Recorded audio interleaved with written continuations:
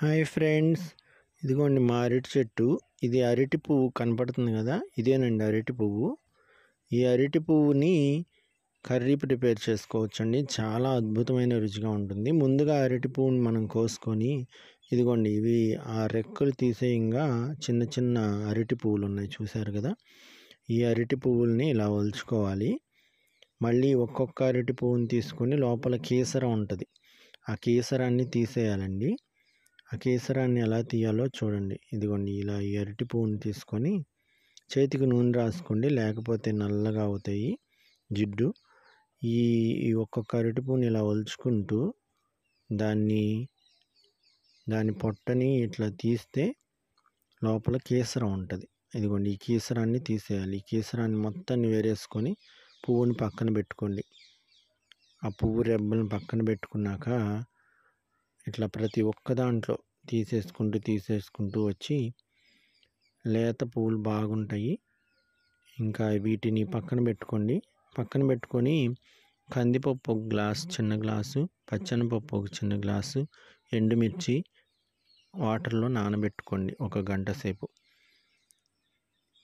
ఇదిగోండి ఇలా కట్ చేసుకోండి. కేసరం తీసేసినాక చక్కగా ఇలా కట్ చేసుకొని వాటర్లో వేసి ఉంచుకోండి.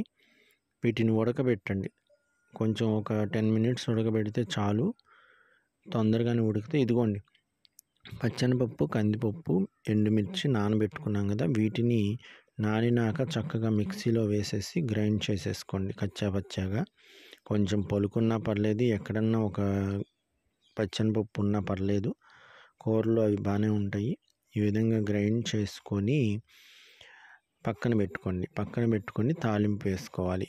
తాలింపులోకి మనకి అన్నీ తెలుసు కదా, కామనే. తాలింపులో మీకు ఏమి ఇష్టమో అవన్నీ వేసుకోవచ్చు. ఆవాలు, మినప్పప్పు, కరివేపాకు. ఇదిగోండి ఇలా గ్రైండ్ చేసినాక ఇలా అవుతుంది. కొంచెం ఆయిల్ వేసుకొని గ్రైండ్ చేసుకున్న దాన్ని పక్కన ఉంచుకొని ఇంగువ పొడి, జీలకర్ర, ఆవాలు, పచ్చెనపప్పు ఇవన్నీ వేసుకొని తాలింపు వేగినాక కొంచెం కరివేపాకు కూడా వేసుకొని ఇంగువ పొడి వేసుకొని చక్కగా వేయించుకొని కొంచెం రెడ్రగా అయినాక మనం పక్కన మిక్సీ వేసి పెట్టుకున్నాం కదా ఈ పచ్చెనపప్పు, కందిపప్పు గుజ్జు, అది వేసేసి బాగా వేగనీయాలండి. దీన్ని కొంచెం పేషెన్స్ అవసరము, ఓర్పుగా వేయించుకోవాలి. ఎందుకంటే ఈ నూనె కొంచెం ఎక్కువ వేసుకొని నూనె పీకుతాయి, ఫస్ట్ నూనె పీకేస్తుంది. ఆ నూనె అంతా ఆరిపోయి బాగా కూరక పట్టేసి మళ్ళీ పొడి పొడిగా అయినాక మనం వేయించుకోవాలి. ఇట్లా మధ్యలో ఒకసారి పక్కకు తీసి నూనె వేయండి. నూనె వేసి అంచుల వైపు కొంచెం వాటర్ యాడ్ చేసుకొని కాసేపు మూత పెట్టి మగ్గనివ్వండి. ఈ పప్పు గ్రేవీ అనేది బాగా వేగాలండి. పప్పు గ్రేవీ వేగపోతే మనకి తినేటప్పుడు కచ్చాపచ్చగా బాగోదు అసలు, ఆయిల్ పీల్చాక.